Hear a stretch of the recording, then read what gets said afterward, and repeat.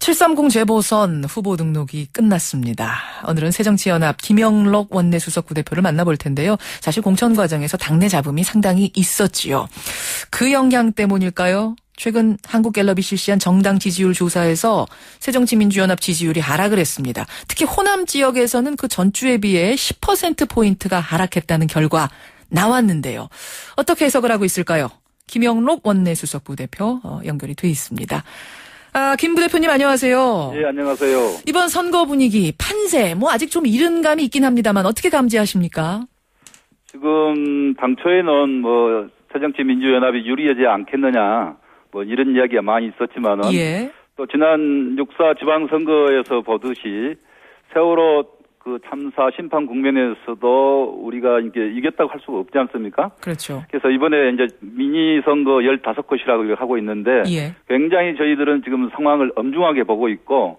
이번에는 정말 그 6.4 지방선거와 달리 이 청와대 눈치면 민심만 살피는 새누리당에 대해서 국민이 옐로 카드를 줘야 된다.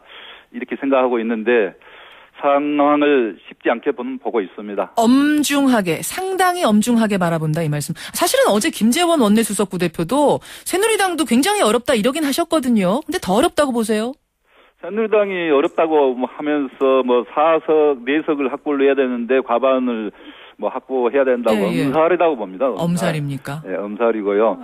저희도 5곳을 현상 유지만 해도 잘하는 선거다고 그런 이야기도 있었지만은 사실은 저희들은 이제 그 상황이 어렵기 때문에 지지층에 도와달라는 것이고 저희 뜻은 정말 이 새누리당의 과반을 무너뜨리는 그런 그 국민의 심판이 있다 하면은 얼마나 우리 야당에서도 예를 들면은 전월세 상한제도 과감히 채택할 수 있고 이런 여러 가지 일들을 할 수가 있죠. 알겠습니다. 저희들은 좀 더 크게 잡아야 된다 이렇게 생각을 하고 상황은 쉽지 않다. 상황이 쉽지 않다라고 말씀을 하실 법한 게 최근 그러니까 정확히는 8일에서 10일 이틀간 여론조사한 걸 보니까요.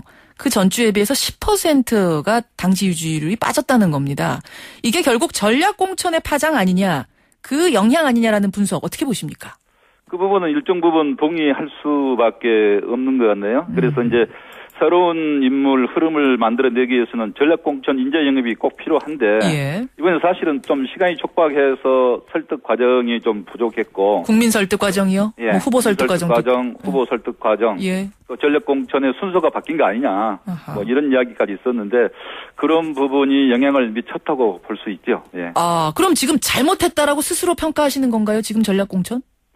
전략공천을 근데 이제 우리 그 과정에서는 여러 가지 말들이 좀 있었고 당내에서도 갈등 구조 아니냐 하고 여러 가지 시각이 있었는데 실제 이제 공천이 다 끝난 지난 11일 날 공천 직후에 의원총회에서 이 설명을 하는 그런 자리를 가졌거든요. 그리고 당초 우리와 달리 당내 어떤 불협화음이랄지 공천이 잘못됐다 이런 부분은 없었고요. 권은희 전 수사과장 공천에 대해서도 새누리당이 이것을 이용하지 않겠느냐 그런 차원에서 이야기한 것이지 공천 자체가 권은희 수사과장의 진실성 자체가 문제가 있다고 보는 사람 아무도 없는 겁니다, 사실. 그렇습니까?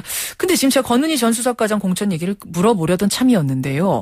말씀하신 것처럼 정치공학적으로 볼 때 오히려 새누리당의 어떤 대선 불복 프레임에 또 말릴 수 있는 공천이었다. 이런 평가를 하는 분도 있고 또 한편으로는 권은희 과장이란 카드는 지금 쓸 것이 아니라 다음 총선을 기다렸다가 써야 되는 카드 아니었는가 이런 평가 나오고요.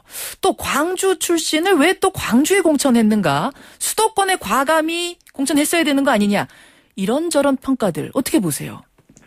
그래서 이제 그런 부분은 여러 가지 그 평가가 있습니다만 우선 새누리당에서 권은희 전 수사과장의 공천 문제를 이게 집중 파악을 하고 있잖아요. 그런 부분은 이제 결국 보수 재결집을 노리는 그런 전략이라고 보고요. 새누리당이 사실은 세월호 참사 국면에서 반성을 해야 되는데 오히려 권은희 전 수사과장 공천 문제를 주요 타겟으로 내세우는 것은 스스로 정말 한심한 일이 아닐 수 없고요.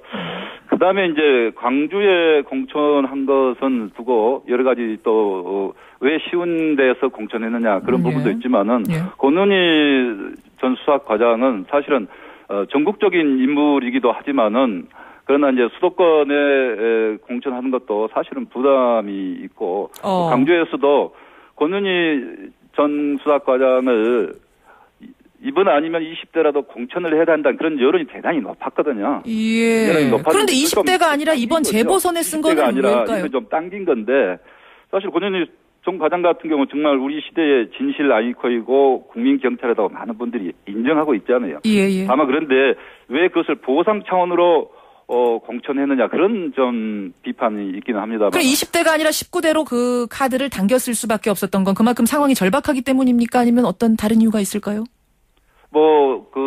다른 후보, 강력한 후보, 천정배 전 장관님을 두고 공천한 거 아니냐, 이런 여러 가지 비판도 있습니다. 천정배 전 의원 배제하기 위한 카드 아니냐, 이런 여론이 그런 있어서요. 비판도 있죠. 그런데 예. 지도부는 정말 우리 시대의 진실 아이콘이기 때문에 왜 우리가 공천을 이번에 못 하느냐.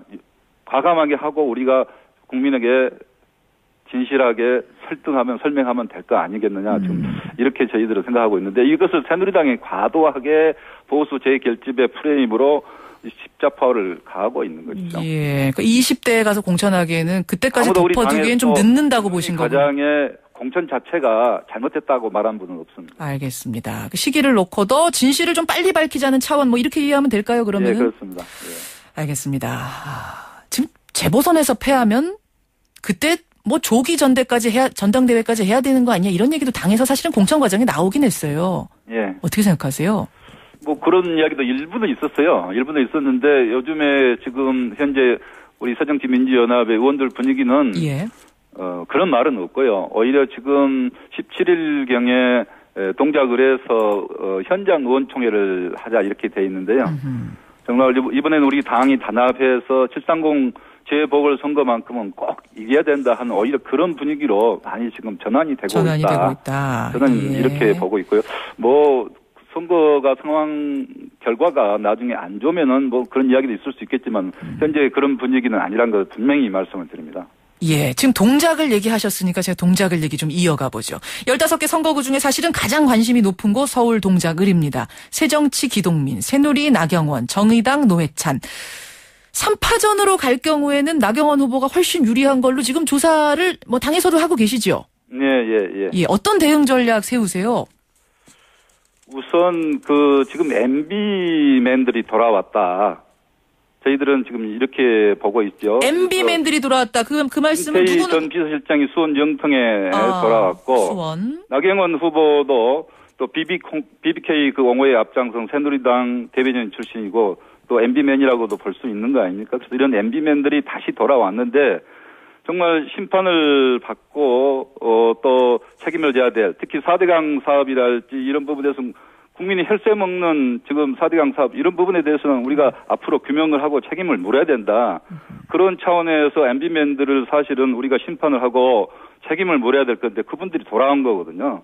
이번에 저희는 기동민 후보는 정말 박원순 시장하고 호흡을 맞췄고 예. 또 젊고 폐후 확장성 있는 미래 세대거든요. 그런데 여기에 과거 세대 MB맨들이 돌아온 거거든요. 아하. 저는 그런 측면에서 기동민 후보가 결국은 대세에서 여론 지지를 받고 승리할 수 있을 거다 이렇게 보고 있는 거죠. 신구의 대결 이렇게 지금 보신다는 말씀이신데요. 과거 대 미래 세대의 대결이고 MB맨들하고 네. 우리 새로운 세대의 대결이다 이렇게 보고 있습니다. 근데 아무래도 이제 지금 시간은 2주밖에 안 남았고요.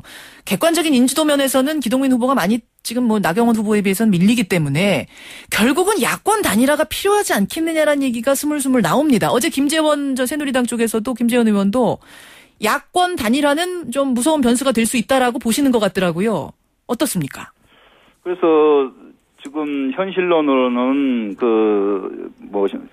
선거 막판에라도 조율이 필요한 거 아니냐 또 이런 이야기가 있습니다만 또 예. 야권 연대에 대해서는 국민들이 바라보는 시각이 꼭 곱지만은 않거든요. 아하. 그래서 우리 당의 대체적인 생각은 이길 수 있다 이렇게 보고 를 떠나서도 이 야권 연대를 극복해야 된 거 아니냐 이번 그런 문제를 극복해야 된 거 아니냐. 그쪽이 높습니까 의견이? 지금 현재는 야권 연대에 반대하는 의견이 더 훨씬 높습니다. 동작을의 경우도 마찬가지인가요? 동작을도 마찬가지고요. 또 수원 정도 마찬가지고 지금 현재 당의 분위기는 야권 연대의 분위기보다는 예.